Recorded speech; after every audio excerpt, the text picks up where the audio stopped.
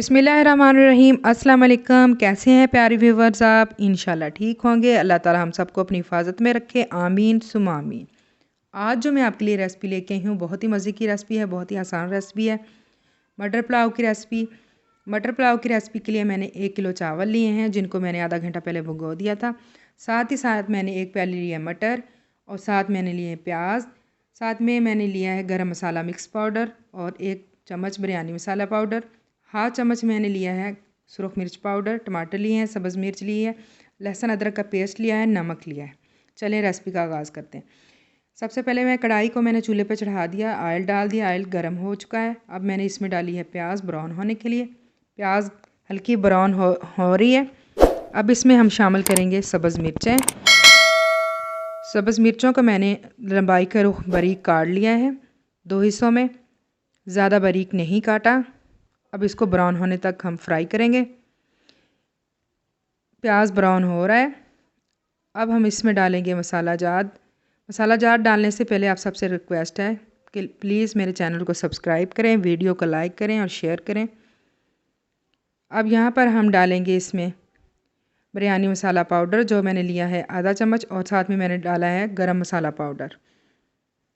अब इसको फ्राई करते हैं। बहुत ही मज़े की रेसिपी होती है और आसान होती है, हर घर में बनती है और इसका मौसम भी है। और साथ में मैंने डाला है लहसुन अदरक का पेस्ट जो कि मैंने बना लिया था पहले। आग मेरी मीडियम रखी हुई है। और साथ में मैंने 1 अदद प्याज काट के टमाटर डाल के दिया है काट के, मीडियम साइज़ की। टमाटर ज़्यादा नहीं डाले।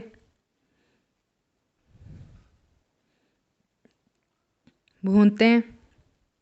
साथ मैंने आधा चम्मच जो है मिर्च का लिया था सुरख मिर्च पाउडर, वो डाल दिया है।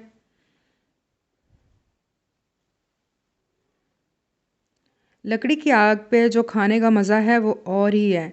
गैस पे भी खाने का मज़ा है, लेकिन जो कुदरती आग पर मज़ा है खाना खाने का वो बहुत ही मज़े का खाना पकता है। यहाँ पर मैंने 3 चम्मच डालूँगी नमक के टेस्ट के कारण और इसको मिक्स करेंगे, अच्छे से भूनेंगे। बहुत सी बीमारियों का मूजब भी जो हम नेचुरल चीज़ों से दूर होते जा रहे हैं, इसी की वजह से होता है। ज़्यादा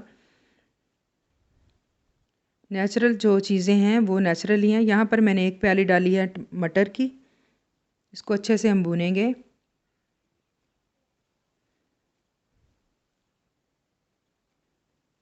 और यहाँ पर 2 से 3 मिनट भूनने के बाद इसमें 1 कप डालेंगे दही, जो फेंटी हुई दही दही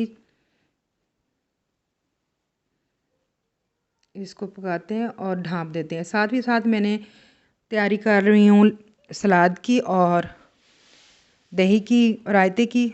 मैंने मीडियम साइज़ की 1 प्याज काट ली है, उसको पानी में डाल दिया है। साथ में खीरे भी छील लिए हैं, मूली भी छील रही हूँ, साथ में टमाटर वगैरह भी छील रहे हैं, गाजर वो भी छील रहे हैं। गाजर जो हमारी अपनी घर की हैं हर चीज़। और यहाँ पर ये जब मसाला बिल्कुल पक चुका है, अब मैं इसमें डालूँगी चावल। चावल डाल दिए हैं मैंने इसमें। अब इसको थोड़ा सा फ्राई करते हैं, पकाते हैं। अब मैं ये वाला पुलाव डिफरेंट तरीके से बना रही हूँ। इसमें मैंने पानी जो है पहले ऐड नहीं किया। पानी मैंने दूसरे चूल्हे पे गर्म होने के लिए रख दिया है ताकि झटपट जल्दी जल्दी से तैयार हो जाए ये वाला पुलाव।